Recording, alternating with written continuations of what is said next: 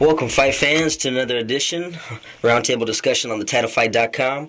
We have Brandon Stubbs, Steve Gallegos on the line with us right now, and we're going to recap some of this last night's fights that took place here. Had an action-packed night for the most part, and a couple bouts that were in place here. I want to touch base real quick.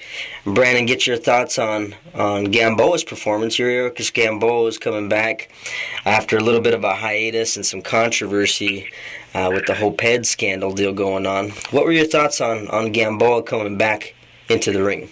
At times, he showed flashes, especially in the early, first 4 or 5 rounds of the hand speed, of the power. He showed flashes of that. Unfortunately, it just seems like he doesn't know how to use all the skills he has to actually go out and maybe just finish fights quicker than what he should. I know one thing that Andre Ward said during the HBO commentating is he has all of the tools in the box but doesn't know how to properly use the tools or which ones to use at the time of the fight or, in different situations. So I think that's going to be something that's going to continue to haunt Gamboa with him not having a flashy performance last night. It's going to be a tough sell to, market him as being a huge star because you got to knock people out. You got to get guys out of there. Right. Yeah, for the most part, it seemed like he was just coasting through the fight. He did have his moments in there. And Steve, you had made a good comment about Gamboa. He has been down before, and he's come back to put on somewhat of a display here. And for some reason, he just wasn't pulling the trigger. What was your take on that? Well, I just think he was too afraid to take chances. I'm not sure if the fact that he was moving up in weight to lightweight. Basically, Gamboa, to me, it just shows that he has all the tools, everything that's needed to give on a perfect performance, and he didn't do that. A few years ago, you did hear me say that, a few years, Gamboa will be at the Manny Pacquiao type level where he'd be a mega superstar. That hasn't happened due to controversy and contractual issues. And he needs to put himself in demand, for big fights. He needs to put himself in demand to be seen again, and he's not doing that. These last 2 performances since his long layoff have not been impressive. He needs to go out there, take some chances, look impressive, make the fans want to see him, and he's not doing that. So what's on the table now for 50 Cent and SMS Promotions, Brandon? He picked up Gamboa. He went through some hoops to get this guy into his roster. Kind of seen him as the golden goose here that was going to, cash him in big time. And all of a sudden, he's stuck with a fighter that they're, still trying to push along to actually get the fans to want to be able to see this guy and put him in with some other top-notch fighters. What's on the table for SMS Promotions? Honestly, I have no clue because it seems like they don't really know as a whole maybe what they're doing. You got Andre Dura, who's also kind of just setting in a holding pattern right now. You don't know if and when he'll fight again, and where at, against who, at what venue for a belt. You got Gamboa, who's a good fighter, but you don't really know how to market him. Who are you going to match him up with? They're kind of in a rock and a hard place, and it doesn't help that they're so new in the game as far as promotion goes on how to market these guys, how to make fights, how to sell fights that fans actually want to go out and spend their money and see. And even after the fight, 50 kind of had a look on his face of kind of, yeah, we won, but he didn't look all enthused about the W. Right. Well, there was some other good news that ended up taking place, shortly thereafter. The night started off a little bit slow, but moving over to the Showtime card, we had a fight that was looked at as pretty exciting for most people, and it kind of lived up to some of the hype there. We're talking about Aries Landy Lara, taking on Alfredo Angulo. And that turned out to be a pretty good scrap. Most people were out there predicting Lara was just going to totally put a clinic on Angulo, and Angulo happened to, cut him off and be able to catch him a couple times, dropped him twice, I believe it was, before some drama of its own unfolded there, and fight was stopped because of a broken orbital bone.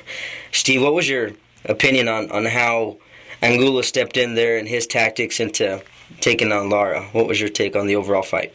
I was very impressed by the way Angulo fought. I didn't expect him to have that much success against a fighter like Lara. Basically, I gave him the puncher's chance. He was able to cut the ring off, get him in the corner. He banged that body very well last night. He made Lara fight his fight, and he imposed his will, dropped him twice, and he was winning that fight, saw Angulo just turn away, and then the referee stopped it, which was kind of surprising at the moment because Angulo was on his way to winning, to me, a unanimous decision. He showed a lot of heart, but he also got busted up really bad. Them shots Lara was hitting him with were busting his face up. He was swollen up, the orbital bone. That looked pretty bad. Angulo wasn't going to just turn away unless it was something serious. So, Lara kind of got away, kind of lucked out there by, catching him that way because he was on his way to losing. He let Angulo own him in that fight. Early on, Lara was showing some signs of brilliance. I mean, he was, picking Angulo up pretty good in different spots there. He's been in the mix a long time with some other fighters trying to get him a big money fight as well. His last outing with Vans, Martirosyan, wasn't the most impressive victory, so people were looking for something better coming in against Angulo. His name's already been floating around as it has been before against a guy up in the caliber of a Canelo Alvarez type of deal. Brandon, where do you see Lara going from here? Do you see him getting a big money fight? Do you think he's going to be able to hang in there with some of the big dogs after last night's performance? Well, I think maybe some of the top contenders may not be as, scared off of his style after seeing Angulo being able to catch him and then Angulo being able to put him down to the mat twice. So I think in many ways that may, in some odd fashion, open him up to a bigger name fight. One thing that I saw floating around Twitter quite a bit last night was him versus Trout. Mm-hmm. That is something that a lot of people are kind of tweeting like, okay, that could be something they would want to see. I don't know if I would want to see that. That may not be the most aesthetically pleasing bout, but he's definitely going to get one of the top names there and be and headline his next fight there on Showtime. You can kind of see that already happen. That's going to be the next fight, and it doesn't hurt that he's an Al Heyman promoted fighter. So sure. There you go. Exactly.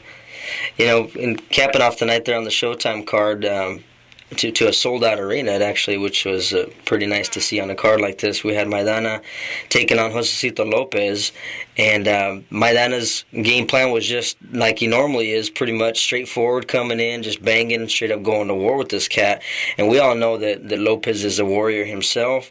Very well known as well that Maidana has that phenomenal Argentine punching power that just kind of awes a lot of people. Lopez was planning on sticking outside and working on a boxing game plan. Kind of abandoned that early on, and I ended up paying for it later on. Steve, what was your overall take on Maidana coming in here and stopping Lopez? Well, I knew that he was going to have that his power, and his experience were going to make the difference in this fight. I knew Lopez had some good boxing skills, and he was using it pretty well at times during the fight. There was like at least 2 or 3 rounds where he was just putting on a clinic on Maidana, and we both looked at each other and thinking, wow, man, Lopez is taking it to him, but like I always said about Maidana, you can never count the man out. When you feel that you got him, he's got you. And he sure enough did come back like he did against other fighters, and close the show. He did the same thing to Victor Ortiz. He almost took out Mir Khan the same way. And he did the same thing in his last fight against Soto Carras. So, Maidana, he's got that power in the bank, and it's there when he needs it. And right off the bat there, right after the fight, obviously there was a lot of, high intensity inside of the ring and outside of the ring after this bout. Richard Schaefer went on to all of a sudden, start hyping up, a potential fight and clash between Maidana and the winner of Malignaggi and Broner. So, could be an exciting matchup there if something like that were to come to fruition. Brandon, what's your take on that possible matchup, and what do you think would be the outcome of Maidana facing either one of those two? The fight would make sense. A lot of people are saying the loser of that fight would more likely have to abandon the 147-pound division. The winner would go on to maybe kind of get away from that gatekeeper status. So, with Maidana winning in the fashion he did, it would make sense for him to possibly fight Broner or Malignaggi. With them all being under the Golden Boy umbrella, easy fight to make. As well, though, the name's been thrown out of Victor Ortiz, who's making his alleged comeback. So he's going to need an opponent. That's a rematch that he said he's always wanted. So, I mean, either one of those scenarios makes complete sense, would be easy fights to make, and would be entertaining fights for either three of the men he were to face. Yeah, speaking of Ortiz there, just got released around yesterday that name being dropped around for a potential comeback fight for him is going to be Shane Mosley. After Shane's last performance here down in Cancun, which, he actually did look like he turned the clock back there. Brandon, what's your take on him coming up and stepping in against a young cat like Ortiz, who is coming off some disappointing defeats, was obviously looking to make it back into the winner's circle here? What do you think would come out of this one? Ortiz always has had the boxing skills. He's definitely the talent, has never been able to be questioned. He can go in there, he can fight with anyone. It's more of a mental thing with him. Can he mentally maintain when things get tough in the ring, when he's not able to land, when just frustration goes in? Can he mentally hang on? Shane's one of those guys, you're not going to be able to rank Shane mentally. Shane's going to keep coming. Shane's not going to stop. He's never been stopped. So I honestly think Mosley would more likely just pound on him for a good 9 to 10 rounds and the fight would end. I would really see Mosley winning that relatively easy. I think he would break Ortiz's mind, break his will, and win the bout. Yeah, I got to agree with you on that one, 10%. We have another bout that took place last night outside of the States, and, a fight that most people, I don't think anybody, I didn't hear anybody, predict something like this would happen here, but Chad Dawson coming on and taking on Dawson-Stevenson here, and what turned out to be a one-round KO. I believe it was less than a minute and 30 seconds into the fight when all of a sudden, Stevenson just comes through and drills Dawson on the temple, drops him, basically puts him out of his zone, barely made it to his feet, and the ref calls it off. Steve, what was your take when you saw that take place there?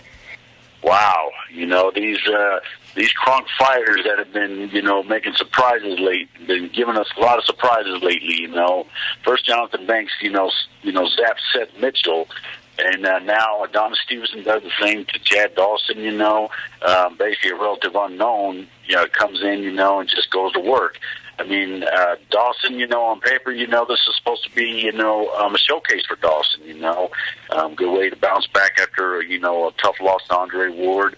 And to him to go out in a fashion like that was very surprising. I'm not sure what's going on through Chad Dawson's head right now, but I think it's more mental than anything. I'm not sure what's next for Chad Dawson. Like I asked Brandon, is it the end of the road for Dawson? These last couple of years have not been kind to Dawson, Even when he did beat Hopkins, he did not look very impressive. And, of course, having to move down in weight to fight Andre Ward and get blasted the way he did, it doesn't look good for him right now. I'm not sure what the future holds. He really needs to go back to the drawing board and reevaluate his career in a big way. Yeah, it's somewhat disappointing for the guy. I mean, he's had a pretty rough outing the last couple shots out, and all of a sudden he gets dropped this way here in such a quick and early fashion. But now Stevenson obviously holding that lineal championship belt there. He's calling out everybody and their mom here, trying to get a big money fight lined up here. He's already talking about Frotch, which more than likely ain't going to happen at least anytime soon here. What do you see coming up next for Stevenson here, Brandon? Do you think he's going to be able to line up a fighter like Frotch, or do you think maybe Hopkins coming up and getting through Murat, if he's able to, maybe coming in and trying to steal the belt from Stevenson and riding off into the sunset? It's going to be one of those things that's going to come down to promotion. How these promotional companies work, things can get kind of really sticky and weird. So it's going to be really up to that. I will say this. I do have a little bit of a salty taste in my mouth towards HBO because after Adonis won the fight, they're interviewing Andre Ward, and, after Adonis called out names, he called out Ward, he called out Bernard Hopkins, and Jim Lampley was like, I think those are just dumb ideas. No, they're not dumb ideas. Yeah. The guy's 35. Mm-hmm. I mean, what is he supposed to say? Like, I went to war as Cloud? Right. Really? I mean, he's supposed to call out the big names in and around his division for the big name fights. Could he face maybe one of his fellow countrymen in Boutte or Pascal? I don't know how friendly he is with those two guys, but if that were to happen in Canada, it would be the hugest fight in Canadian history. I mean, they could put that anywhere in Canada and it's going to be able to sell. Mm-hmm. So a fight like that would make sense. He can still go down to 168. He can make fights there. it's a lot he could do. Well, a lot of action last night. Lots more to look forward to here in the upcoming weeks. 2013 so far proven out to be a wonderful, wonderful year in the world of boxing. Fight fans, thanks for tuning in. Until next time.